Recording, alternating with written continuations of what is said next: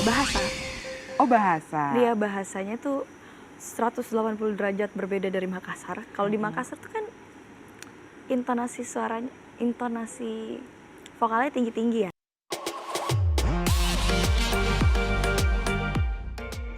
History dari seorang gadis Makassar yang memang lahir di Makassar, besar di Makassar, dan sekarang sudah tumbuh menjadi gadis mandiri yang memang menjadi anak rantau di Jakarta. Bermula dari sebuah film bebas, dia juga pernah mampir beberapa kali buat promo film dan juga sekarang hadir dengan single either ketiga atau keempatnya, tapi yang jelas dia terus berkarya. So please welcome on studio Maizura. Mai, aku bener nggak tadi ngomongnya tuh bahwa kamu memang gadis Makassar yang main film di Bebas, and then sekarang datang buat single keempat. Fun fact-nya ternyata setelah aku cek tadi sudah single ke-7. Jauh ya. Kalau kayak Mai ini single keberapa? Kayaknya ketiga kalau nggak keempat ya kak. Oh, udah mini EP dong. Ternyata udah 7 ya Iya. Mai. Wow. Thank you. So how are you?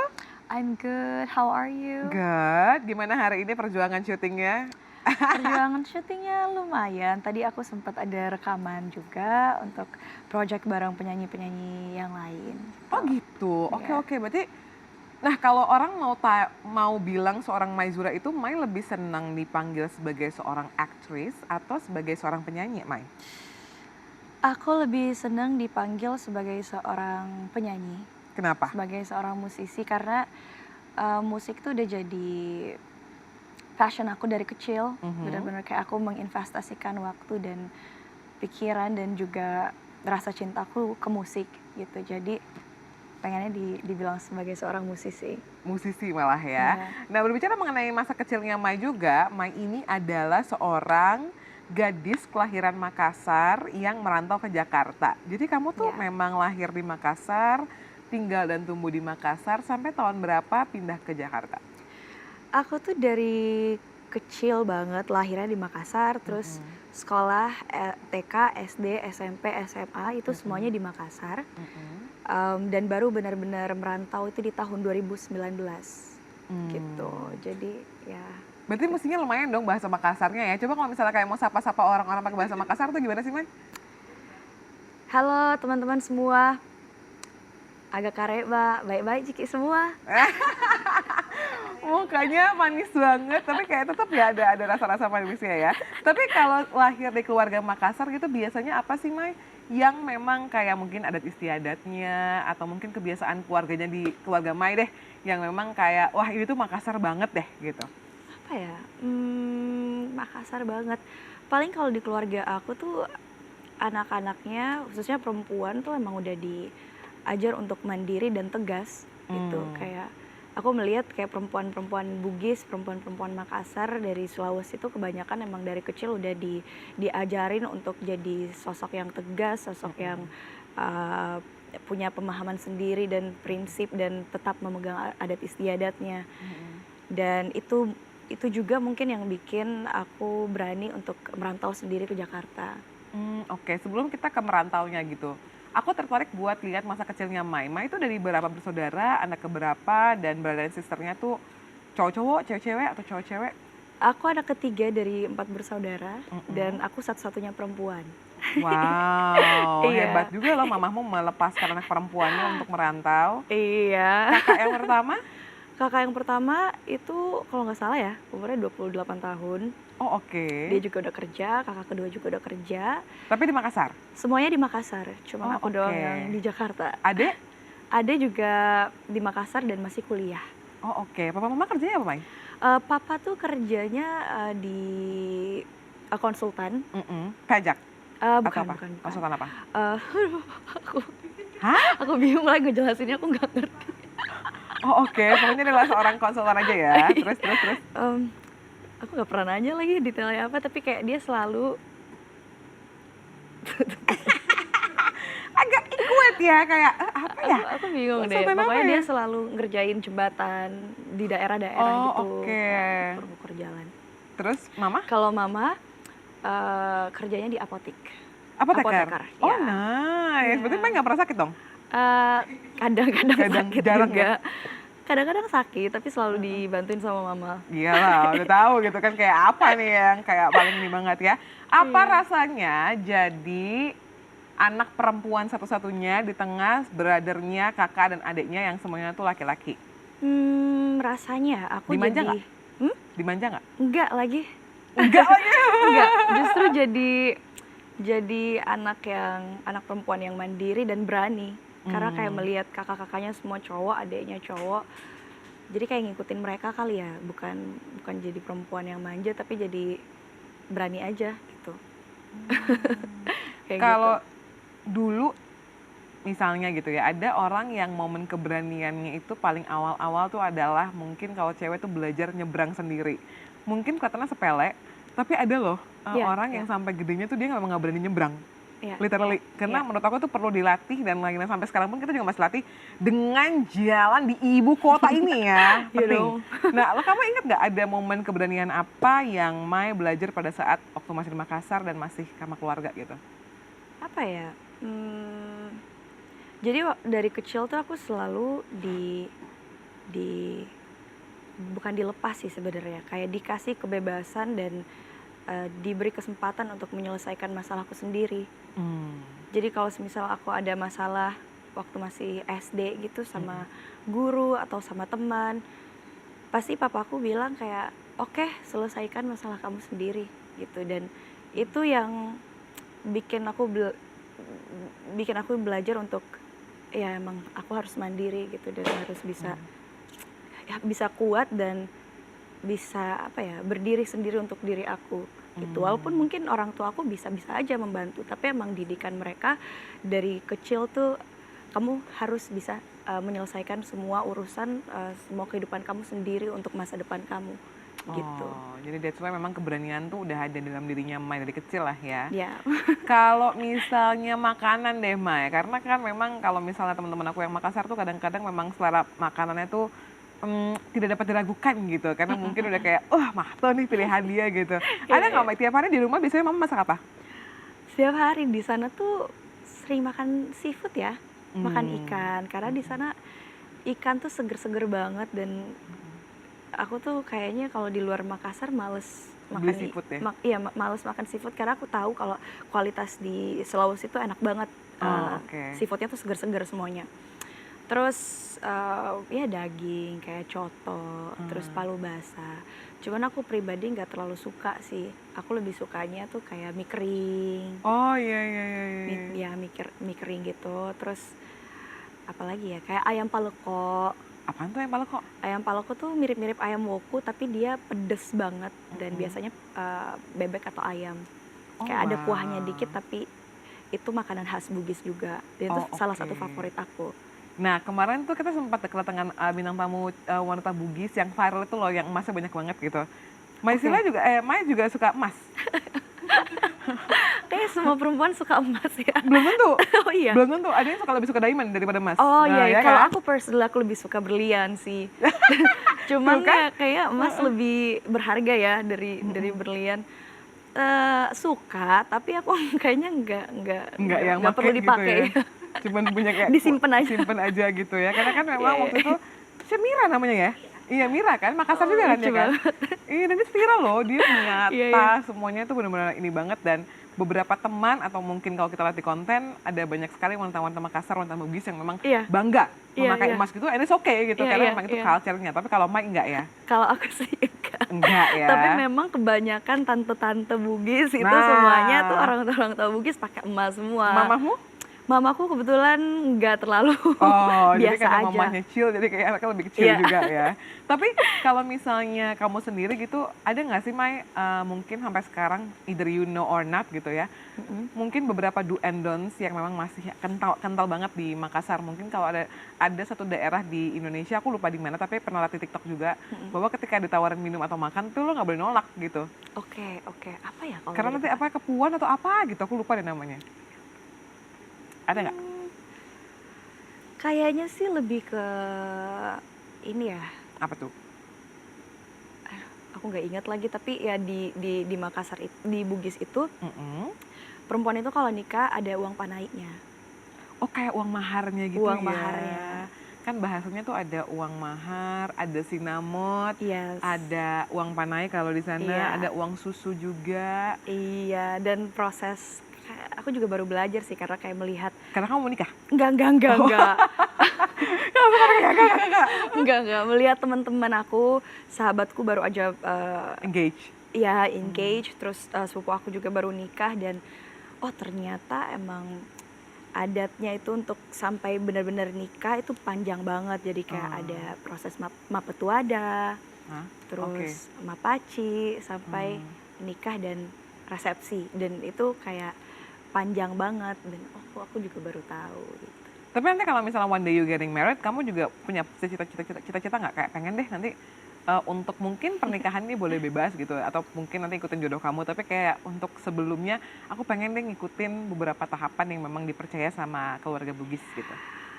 Mungkin akan ikut beberapa sih, kayak tergantung dari pasangannya nanti juga dari mana ya. Oh, iya. Kalau sama-sama dari Jodohnya. Bugis ya udah berarti harus full itu adat semuanya diikuti. Tapi kalau enggak ya itu masih bisa diatur lagi, apalagi kan aku ada Jawanya juga dari ibu. Oh, mama tuh Jawa. Iya, Oh, mamaku tuh oke. Jawa Buton. Sorry? Jadi Jawa Buton Oh, oke. gitu. Jadi mungkin akan Mix campur-campur gitu ya. lah adat Bugis dan Jawa. Tapi selama ini Mai pacarannya selalu dapat orang Bugis Oh, atau enggak? Kayak lebih jarang sih. malah Jarang. kayaknya pendatang deh Kak, walaupun aku di Makassar gitu ya, Biasanya deketnya sama yang bukan. sama yang bukan, bukan Ya udah, Bugis kita lihat gitu. ya kira-kira Mai ini akan melangsungkan pernikahan dengan adat apa ya.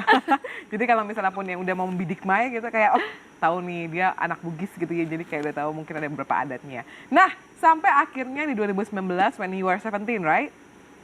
Ya, 18 tahun. 18 tahun setelah sekolah menengah atas, SMA kan bukan SMK? SMA. SMA akhirnya kamu memberanikan diri untuk pergi dari tanah Bugis. Bugis ke Jakarta ibu kota. What's the moment, Mai?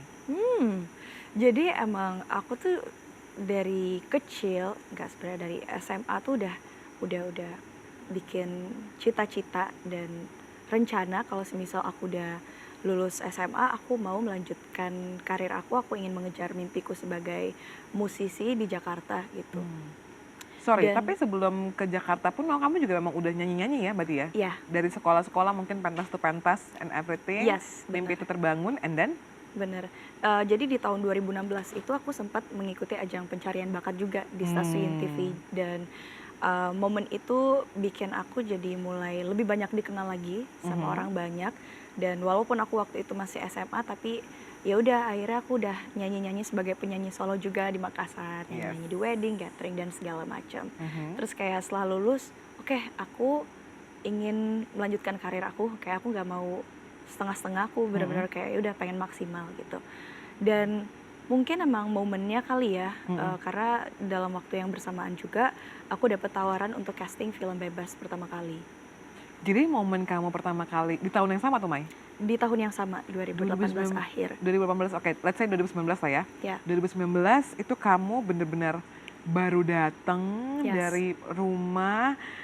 Bayangin ya, anak cewek merantau ke Jakarta, langsung casting dan langsung dapet, dan filmnya tuh weekend saya bahwa itu meledak gitu kan. oh thank you. Menurut kamu, apa perubahan yang harus di-adapt sama seorang Maizura? Wow, banyak sekali at the time Pasti ya. dong. Banyak sekali, aku bisa bilang mungkin awal-awal aku pindah ke Jakarta tuh rasanya kayak masih mimpi.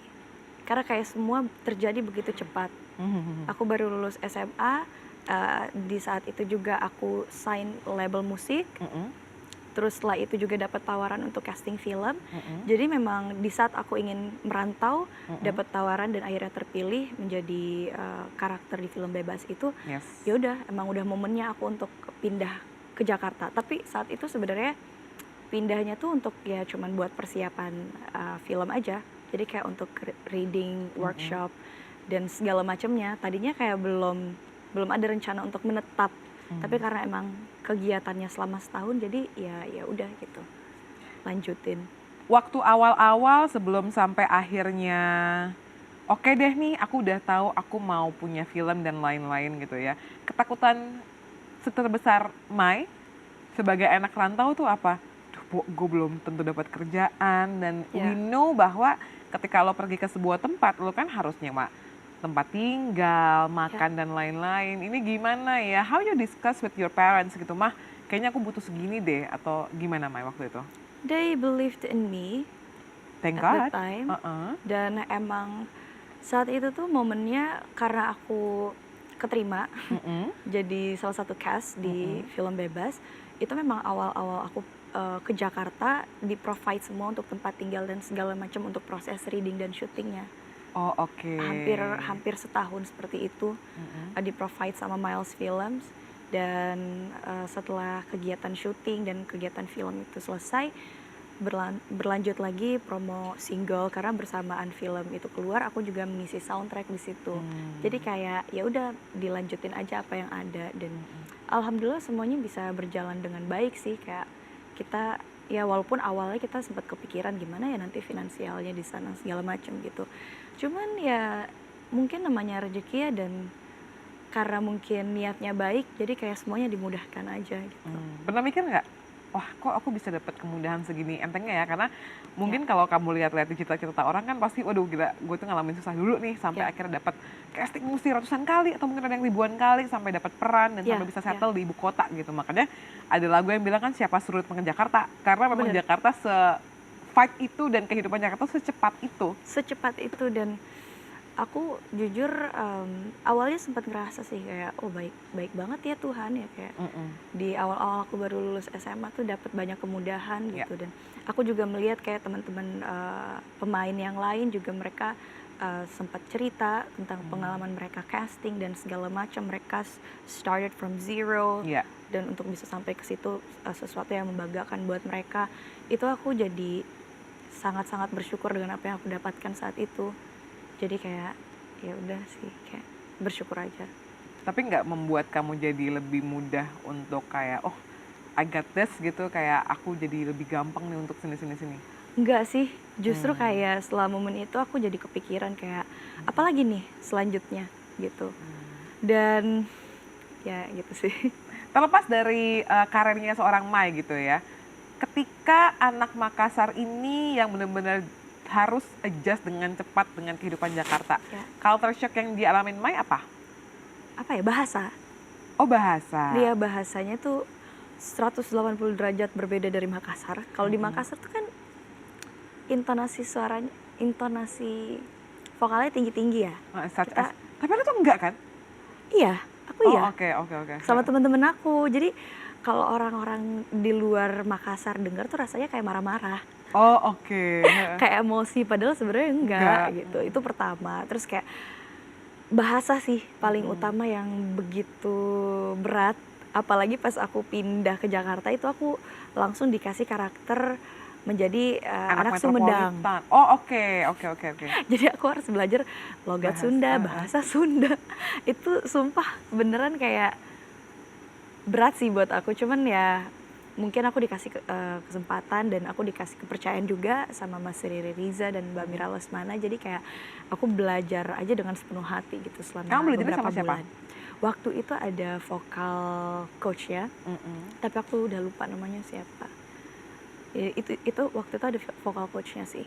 Ada Mm-mm. sekitar 3 bulanan aku belajar logat Sunda dan bahasa Sumedang. Wow, udah harus adjust sama Jakarta, terus juga harus adjust ke bahasa Sunda. Ya. Selain bahasa, mungkin kayak kebiasaan-kebiasaan orang Jakarta, kebiasaan spendingnya mungkin, Oh, oke. atau kebiasaan kerjanya yang harus set set set set gitu Nah, kan? ya itu. Aku juga belajar banyak setelah pindah ke Jakarta tuh. Seperti yang kakak bilang, Jakarta tuh rasanya emang kota cepat ya. Mm-mm. Semuanya serba cepat, dan rasanya tuh setiap kesempatan harus diambil gitu sama orang-orang Hmm. Jakarta. Aku merasa sebelum aku pindah ke Jakarta aku lebih santai, lebih Chill. lebih chill dan segala macam. Kayak waktu tuh masih bisa lah kalau bukan hari ini besok. Tapi ketika aku pindah ke Jakarta, rasanya kayak waktu itu sangat-sangat penting, sangat berharga, dan kamu harus selalu mengupgrade diri kalau kamu ingin bertahan di sini gitu. Orang pertama yang jadi teman kamu pada saat nyampe Jakarta siapa, Mai? Siapa ya? Ya temen-temen aku, Lutesha sama Baskara Mahendra. Oh, Baskara itu suaminya ini kan, Sherina. Sherina kan? Baru kemarin Sherina kesini.